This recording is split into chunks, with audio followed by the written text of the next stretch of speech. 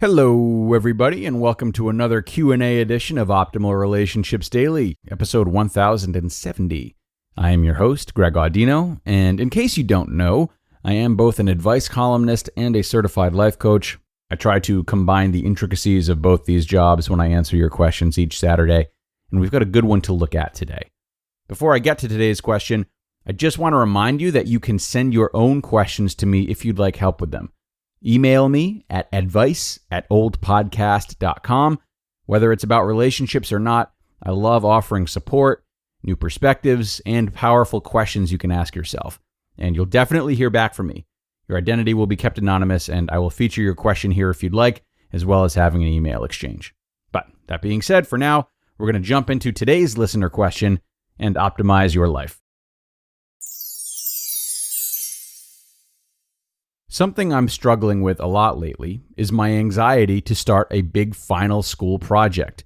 And because I avoid it, my anxiety gets worse and worse, and I'm tempted to avoid it even more. I'm dreading the deadline and what my instructor will say when I come back to school after 5 weeks of summer break with nothing done for it. Okay, thanks for sending this in, Asker. It's a good question. And, I was tempted to share this one in the newsletter since it seems like a question that's more about an individual struggle and not pertaining so much to relationships. But the more I read it over, the more I realized that a big piece of this actually has a lot to do with relationships. I'll get to that in a bit, though. I'm going to split my answer in two here and start with the more practical stuff about actually starting on this project in spite of your anxiety. So, most of the time when we're putting a big task off for a while, the anxiety arises from a lack of remaining time. Less time to work on it, more work that has to be squeezed in. Then the size of the task itself seemingly inflates because there's this idea of playing catch up, so we don't have the time to work slowly and steadily anymore. Now we have to spend like 12-hour days on this thing if we want to meet the quota we imagine for ourselves. So we start looking at it as one major lump of work. We forget that it has many small assignments within it. We feel maybe guilty about not starting earlier. Starting now will only feel a little bit good because we'll still feel behind at the end of each workday, etc. It's a mess, lots of anxiety, only worsened by the fact that you have to answer to someone else for all of this, that being your instructor. I mean, you already know this, the listeners already know this, but I will just state the obvious and remind you that you can't get that time back. You've already lost time on this, and there's no changing that. It has to be accepted. So let's recalibrate. Let's get here right now and work with however much time left that you've got. There's no other choice. So I think your first step is to treat this thing as if you have a lot of time and break it down into very small chunks. We need to bust out of this mentality that it's this daunting task that all needs to be done at once, focusing only on the final result. Now, you could apply this to most any daunting task in life. Let's talk about going to the gym. Going to the gym isn't just going to the gym, right? It's standing up. You can do that. It's putting on workout clothes. You can do that. It's walking to the car. You can do that. And on and on. Those who can't find motivation to go to the gym and see it as an overwhelming chore are best suited to focus on it this way, one little step at a time, accomplishing one little step. So, what's every little step required in your project? Try visualizing the end result, just visualizing it, and then working backwards to pinpoint each subtask that got you there. Once you do that, you can start digging a little deeper and thinking about how you might tackle each step. Ask yourself questions like, are these steps linear? Can I move them around? Can any steps be paired together so I can work on two tasks at once? What steps are the most fun? What steps do I have the resources to start with already? What steps can I get help with? So the idea is to understand what you have to do and recognize that it isn't one big chore that needs to be overcome all at once. And once you can do that and ask yourself questions like those, you can then put a plan together that provides the easiest start possible for you. Yes, the easiest. In every which way, we are always looking to conserve time and energy. Make this start easy on yourself. And then the momentum and satisfaction from getting the ball rolling will make the work feel more natural and more seamless, slowly becoming a thoughtless part of your routine. Like anything that's repeated enough, it will start to feel increasingly normal. This is usually beneficial in situations like this, but sometimes that can also get people thrown into prison too. So, strategize an easy start for this, comprised of scheduled, bite-sized steps. Some things that can help you with this would be committing to a small amount of time first, at the same time each day, maybe working between even 5 and 5:30 each day for a week, just a half an hour, then going from there, or even less time than a half an hour if you need, just to start. Having accountability buddies, my favorite word, fake word, also helps a lot. We all take on the habits of those around us and are most easily held accountable with other people in the mix. So maybe you can start staying in touch with or working with your peers who have to do the same project that you do. And another great tip in the spirit of easiness is to have your materials or workstation laid out front and center wherever you're living. It'll always be easiest to jump into your work with your stuff right in front of you rather than buried deep in the closet. So that should all be a good start for you in terms of getting the routine going. Most of these suggestions are derived from a lot of the leading habit research and what conclusions researchers have come to about how to start and keep habits. Luckily, that's an area of study that most people seem to be in total agreement over, which is always nice for everyone else who wants to learn from it.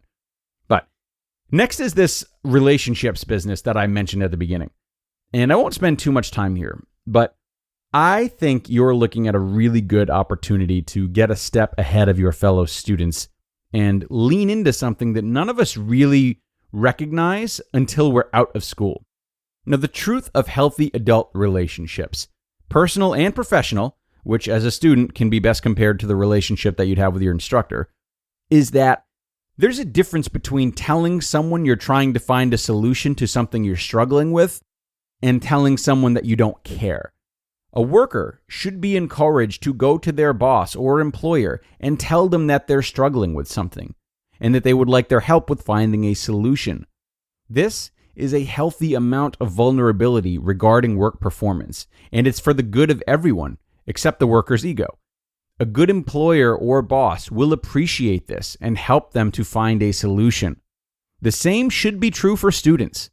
Your instructor understands the stress that their students are under, and you needn't feel trapped as if you can't go to them looking for help to start your project. Now, I can't guarantee that they'll have healthy recommendations or patience, but you have an opportunity here to reach out if you want and let them know that you're taking the project seriously, but that you're still feeling a little lost. A good instructor will be understanding of this, as it's their responsibility to foster your ability to have strong social interactions at work, not just get assignments done in a timely fashion. Relationship dynamics are a huge part of work, and they often aren't learned until you get there. So this situation definitely falls under that umbrella. You can harvest these skills while you're still a student, step out of subservience, and come to your instructor as a fellow adult who's looking to solve a problem, rather than a child who doesn't want to be scolded. You'll be miles ahead of your peers if you do something like this. Again, you don't have to, but it's an option. And you can't guarantee, like I said, you can't guarantee that they'll do their job right and be understanding with you, your instructor that is, but you can build the habit of showing concern, devotion, and honesty with a superior. If I were teaching a class and a student came up to me like this with a willingness to fix the problem rather than avoid it, I would be thrilled. And friends, if you are carrying a credit balance month after month, you know it can feel like you're in a never-ending cycle of debt. But there is good news. Our new partner, Upstart, can help you make that final payment so you can finally get ahead. They're the fast and easy way to pay off your debt with a personal loan, all online. And Upstart knows you're more than just your credit score. And because of that, they're expanding access to affordable credit. Unlike other lenders, Upstart considers your income and current employment to find a smarter rate for your loan. After just a 5-minute rate check, that's even quicker than an episode of ORD, you can see your rate up front for loans between $1,000 to $50,000. So, find out how Upstart can lower your monthly payments today when you go to upstart.com/ORD. That's upstart.com/ORD. Don't forget to use our URL to let them know we sent you. Loan amounts will be determined based on your credit, income, and certain other information provided in your loan application. Again, go to upstart.com/ORD. All right, we sure got through a lot today. Thanks again to the asker for sending in such a wonderful question. I really hope this helped. And as far as relationships are concerned, I hope it offered all of you guys a chance to rethink the roles that other people might be playing in what feel like personal pressures. So many of our actions affect other people, especially at school or in the workforce. And rather than falling into the common personal relationship habit of holding our troubles in, it often does us good to consider what these other people might want from us, how they may be trying to support us, and how we can actually work with them to show them we care, while at the same time showing them that we're having a hard time. There's so much space for that, which we often don't use, unfortunately. That is it for today, though, folks. Thanks so much for staying with me for this longer episode. I hope you liked it, though, and I hope you'll come back tomorrow where I will be back narrating and we'll have a post from Prospect Therapy. That's where your optimal life awaits.